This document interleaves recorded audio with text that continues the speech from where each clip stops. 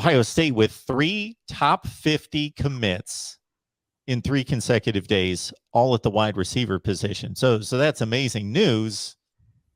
I don't know, it's kind of stacked up at one position. They could use help elsewhere, but, I'm not going to downgrade it in any such way. So obviously Brian Hartline's being given a lot of accolades and a lot of attention. He absolutely is, and rightfully so. I mean, what he's done in recruiting in the last couple classes. I mean, people forget last year's class was just kind of a under the radar class. He signed 4 receivers that were quality prospects, but no big names. None of this, not the hoopla that we watched over the last week. And it really is funny because not only did he do an excellent job, but there's a guy at Ohio State who does a lot of work also in recruiting receivers, helps Brian Hartline, is Keenan Bailey, who's an absolute stud. He was there when I was there.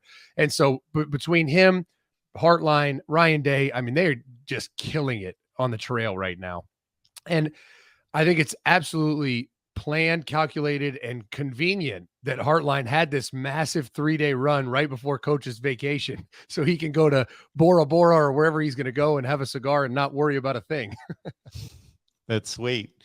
You mentioned Keenan Bailey. This is a name that I've heard pop up a few times, but I know very little, if anything, about him. We've got a Buckeye show that we do live for an hour on Wednesday, and some of the beat writers brought up the great work, as you just mentioned, that he does. So what exactly, not necessarily his title, but what does he do that complements what the rest of the coaching staff does?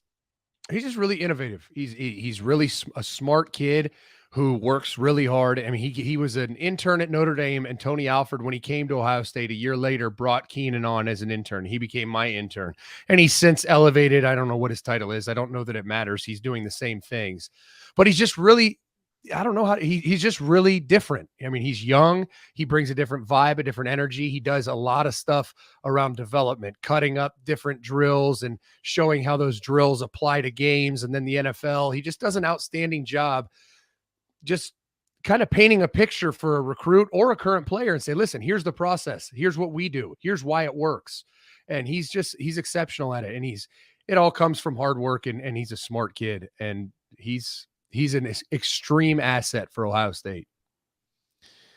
So obviously we culminated with spring practice a few months ago, and that's when the entire team was together, playing football. At least they've been together since then. And I'm just talking about any football team in the nation. So you as a coach, coaching staff, where you're strong, where you're weak, what needs to change, what needs to happen between the end of April and getting everybody ready on the first day of August and getting to it. So if you've got a position that, wow, we're weak at safety, or wherever the position is, what can you possibly do between being on the field at the end of spring practice and the beginning of August camp to try to correct some things and make some just create better football players magically, in a sense?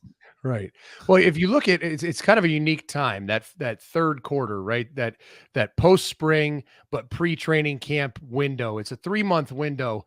And obviously it starts with a position coach putting together a detailed plan on how they're going to develop their players, right? It starts there right after spring ball, but it's unique because you look at it, it's May, June, July. That's what you have. In May, the coaches are on the road recruiting, gone. So it's really the strength coaches are doing everything with these kids, from physical development to making sure they're doing all the drills that you want them to do, all the extra work. The strength coaches are in charge, right? And then the coaches get off the road recruiting around Memorial Day. And then they have the month of June. There's camps, there's visits, but you have time with your players, right? To go on the field, do some work, meet in the classroom, teach football. You have that month of June. And then right about now, the end of June, these coaches, they hit the road for vacation. I mean, they usually get 3.5 weeks off, and that's the only time off you have all year. So you go with your family out of town. And again, it all falls back on the strength coaches. So the strength coaches are with those players all of the end of June and through July until you get back.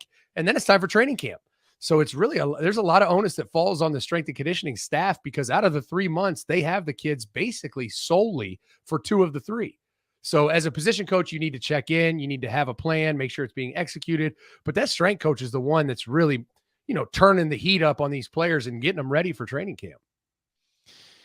Zach Smith, Menace to Sports. Catch him on your favorite audio platform. Follow him on Twitter. You see it right there on the banner, Coach Zach Smith. So your coaching career started early to mid-2000s, correct? Yeah, 2005 was my Okay. first year as an intern, I guess you'd call Okay. it. So we're looking at 17 years now. Based on what you know of what's going on the field in training camp and elsewhere throughout the season, how much hitting is going on now versus when you first started?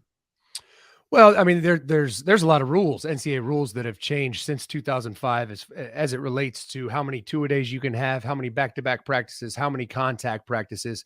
So that's just from a legal standpoint, right? There's a lot less opportunities for contact because of NCAA rules on what types of practice you can have. But there's also been a ton of education for coaches on proper drills and how much contact is too much contact, what types of contact. So there's far less contact in practice than there used to be, but I would say it's more intelligent contact, right? You're still getting the contact work done you need to get done. You're just putting a priority on safety.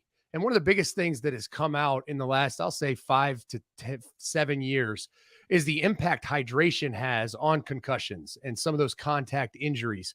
So you see these programs that Ohio State's a great example. Alabama does it. Pretty much everyone does it, where they hydration test athletes before practice. I mean, they have them all pee in a cup and they test their pee. And if it's not at this hydration threshold, they're not allowed to practice. They have to crush Gatorades until they're hydrated enough, because if their brains aren't hydrated enough, it's a little too dry. They're more susceptible for concussion. So the science and education has gone through the roof, and it's truly been awesome for the athlete, just the health of an athlete. So there is definitely less contact, but there's just more calculated and more intelligent decisions when it comes to contact and preventing those type of injuries. I know I'm going to butcher this standard, but you can correct me on it. Urban Meyer had some kind of standard that, if you're Joey Bosa and you've put in 1,000 reps on the practice field, we know what you can do. We just want you standing there looking at the scheme, and you don't need to hit anybody because we know what you can do.